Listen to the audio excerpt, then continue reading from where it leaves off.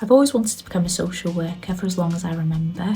I've been lucky enough to gain a multitude of roles supporting people within the community.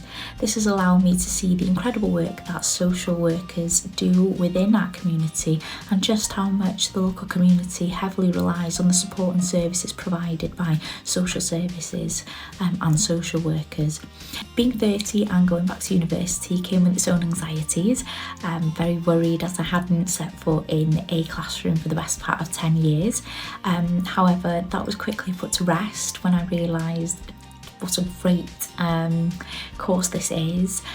We've had so many guest speakers come and talk to us with their own experiences and knowledge, as well as the experience and knowledges from our own lecturers and tutors. This is probably one of the best decisions I've done, is take up this course, and this is the beginning of my journey as a social worker.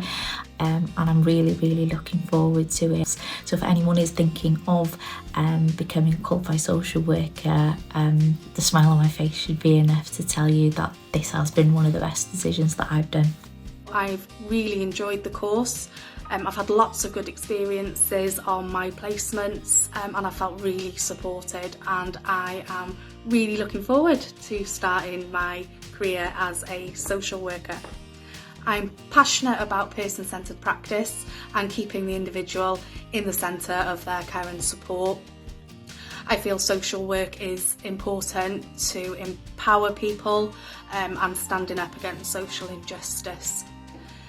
I love the variety social work has to offer, and I'm always learning. There are some challenges, such as the cost of living crisis at the moment, along with the lack of services available, especially with care agencies and finding care. Another challenge at the moment, I would say, is increased pressure on limited resources, but as a social worker I'm able to work creatively to reduce some of the challenges, which will help people to achieve what matters to them.